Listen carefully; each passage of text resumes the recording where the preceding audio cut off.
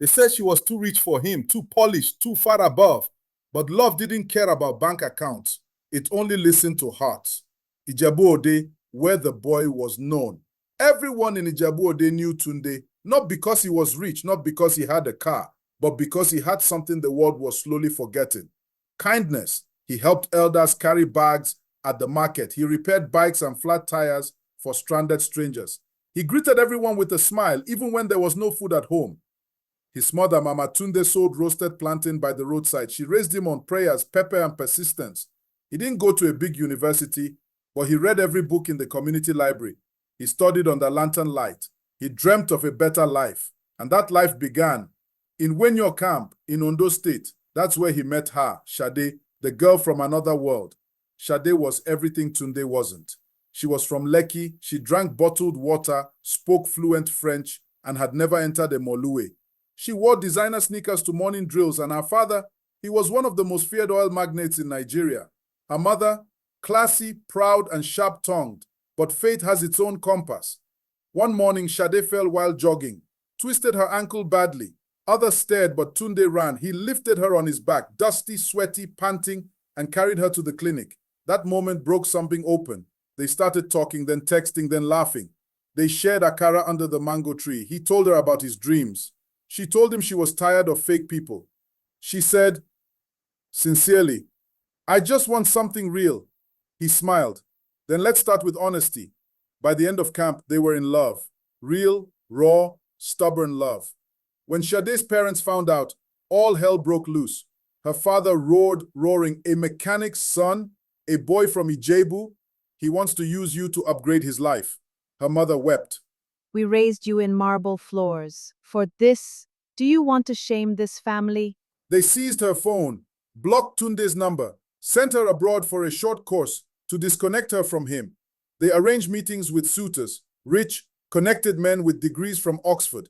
They called Tunde all sorts of names: gold digger, schemer, opportunist. Sade was torn, but she never wavered.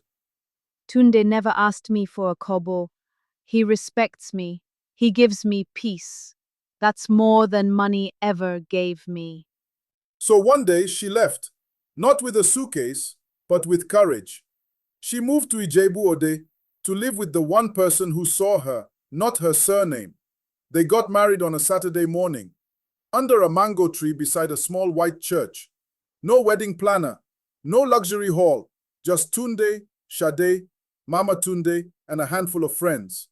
She wore a lace gown borrowed from a neighbor. He wore his late father's agbada, slightly oversized but worn with pride. They held hands, eyes locked.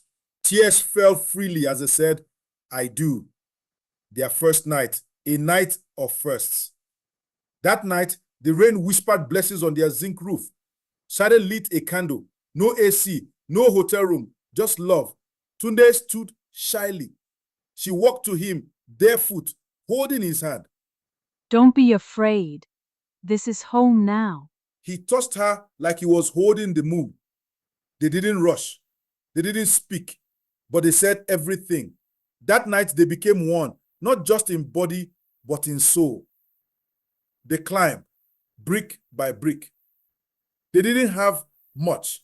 They shared gari, shared tears, shared hope. Tunde opened a mechanic shop with borrowed tools. Sade started an online thrift business from her phone. They saved, prayed, hustled, built a logistics business, launched a non-profit for underprivileged children. Clients came, customers returned. The business grew. So did their bond.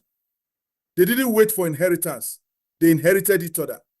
They became their own breakthrough. 2 years later, Sade's mother fell seriously ill. Doctors were confused. Her father grew silent. But guess who showed up at the hospital? Tunde, with fruit, with medicine, with a handwritten prayer. He sat beside her and prayed in Yoruba, tears in his eyes. Later that night, Sade's father walked in and saw him kneeling at the hospital chapel. Why are you here? He asked quietly.